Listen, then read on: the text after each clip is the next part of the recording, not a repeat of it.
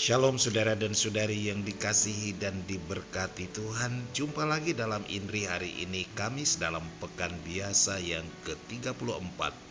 Kita akan mendengarkan bacaan Injil dan renungan yang dipersembahkan oleh Pastor John Rantegala dari Tahun Retorika Seminari Menengah Santo Petrus Klaver, Makassar. Selamat mendengarkan. Selamat pagi, Bapak Ibu serta saudara-saudari yang terkasih dalam Tuhan.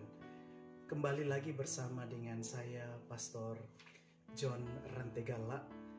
Saya akan membantu Anda untuk merenungkan bacaan yang telah dipersiapkan oleh gereja untuk kita pada hari ini. Dan saya hanya akan membantu Anda merenungkan khususnya dari bacaan Injil. Dari Injil Lukas pasal 21 ayat 20 sampai 28.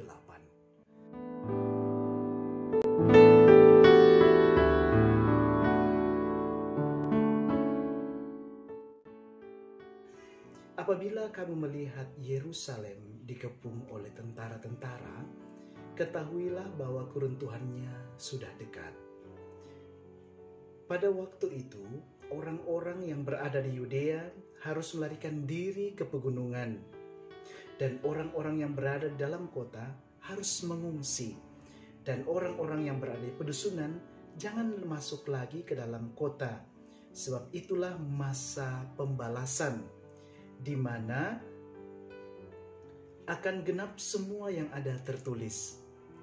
Celakalah ibu-ibu yang sedang hamil atau yang sedang menyusukan bayi pada masa itu, sebab akan datang kesesakan yang dahsyat atas seluruh negeri dan murka atas bangsa ini. Dan mereka akan tewas oleh mata pedang dan dibawa sebagai tawanan ke segala bangsa, dan Yerusalem akan diinjak-injak oleh bangsa-bangsa yang tidak mengenal Allah sampai genaplah zaman bangsa-bangsa itu. Dan akan ada tanda-tanda pada matahari dan bulan dan bintang-bintang, dan di bumi bangsa-bangsa akan takut dan bingung menghadapi deru dan gelora laut. Orang akan mati ketakutan karena kecemasan berhubung dengan segala apa yang menimpa bumi ini, sebab kuasa-kuasa langit akan goncang. Pada waktu itu orang akan melihat Anak Manusia datang dalam awan dengan segala kekuasaan dan kemuliaannya. Apabila semuanya itu terjadi, bangkitlah dan angkatlah mukamu, sebab penyelamatanmu sudah dekat. Demikianlah Injil Tuhan kita. Terpujilah Kristus.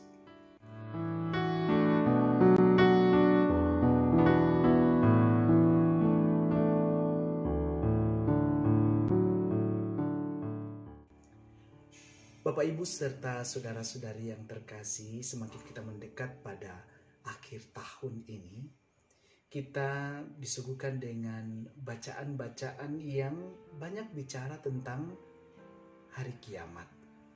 Anda ingat barangkali pada waktu memasuki tahun 2000 yang lalu, kita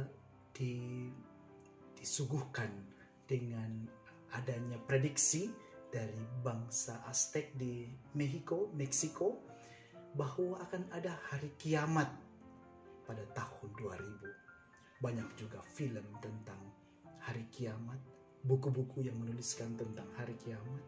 Sehingga apa yang terjadi?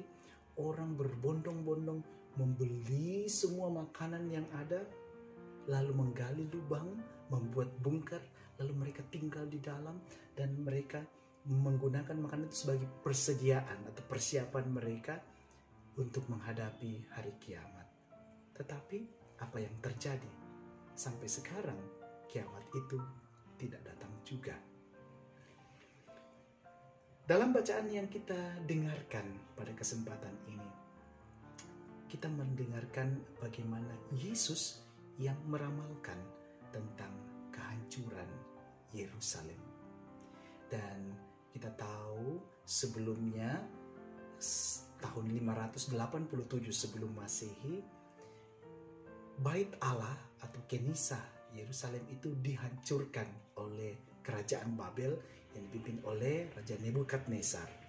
Dan setelah Yesus pada tahun 70 Masehi kemudian Bait Allah itu kemudian dihancurkan lagi, karena setelah dibangun dihancurkan kembali oleh tentara Romawi yang dipimpin oleh Raja Titus.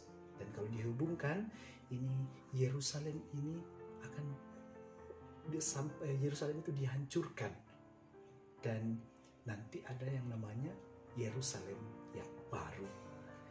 Nah, saudara dan saudari yang terkasih dalam Tuhan, apa yang mau kita renungkan bersama pada kesempatan ini? Tentu saja akhir dunia pasti akan datang. Kita tidak tahu kapan, di mana, dan bagaimana. Kemungkinan ketika kita mengalami yang namanya kematian, itu menjadi akhir dari hidup setiap orang tentunya. Tidak ada orang yang tahu kapan itu terjadi, di mana, bagaimana, dengan siapa, dan macam-macam. Bahkan kitab suci mengatakan tidak ada yang tahu, anak pun tidak, hanya Bapa yang tahu. Para saudari yang terkasih di dalam Tuhan, apa yang Yesus ingin sampaikan kepada kita pada kesempatan ini? Yesus tidak ingin mengatakan kepada kita bahwa kita menjadi takut atau khawatir yang berlebihan tentang hari kiamat atau hancurnya Yerusalem itu. Tetapi yang ingin Yesus sampaikan adalah bagaimana kita diajak untuk berjaga-jaga. Berjaga-jaga dan membuat hidup kita make your life meaningful. Bagaimana kamu menolong orang lain, bagaimana kamu menjaga keluargamu, bagaimana kamu menjadi berkat bagi orang lain lewat tutur kata kita, lewat tindakan kita. Jangan sampai justru tutur kata kita itu membuat orang menjadi sakit hati, sedih yang berkepanjangan. Tindakan kita, gesture kita membuat orang merasa tidak nyaman, membuat orang merasa terancam, dan lain-lain sebagainya. Tuhan mengajak kita hari ini untuk berjaga-jaga dan berdoa. Kita tidak hanya sibuk dengan berjaga-jaga, tetapi harus punya senjata untuk berjaga-jaga. Jangan sampai ada pencuri yang datang. Nah, jaga-jaga itu adalah dengan doa. Karena kalau kita tidak berdoa, kita tidak punya senjata untuk melawan itu. Ketika kita bayangkan, ketika kita sudah ketakutan berlebihan, ya, ragu, khawatir yang berlebihan, imun kita bisa drop, lalu kita gampang kena virus corona. Setiap hari harus cuci tangan sampai tangannya jadi lecet-lecet karena ketakutan. Imun jadi turun, lalu kita menjadi drop, kena penyakit, virus corona gampang masuk. Tetapi ketika kita berjaga-jaga dengan bertekun dan berdoa, maka Tuhan akan membantu kita. Tuhan akan memberikan berkat-Nya yang berlimpah kepada kita. Ketika kita berdoa, berkat itu mengalir untuk kita dan juga mengalir untuk keluarga kita. Sehingga apa yang terjadi, kita bisa berpikir dengan jernih, kita bisa berkata-kata dengan baik, dan kita bisa beraktivitas, bertingkah laku dengan baik. Mari kita mohon rahmat Tuhan. Semoga Tuhan memberikan berkat-Nya itu, mengutus Roh Kudus-Nya atas Anda sekalian, sehingga Anda bisa berpikir dengan baik, berpikir positif dengan baik, bertutur kata yang manis dan baik, yang tulus kepada orang lain, bertindak dan bergerak. Lewat doa, Anda bisa menemukan kehadiran Tuhan dalam diri Anda. Tuhan membantu Anda sekalian.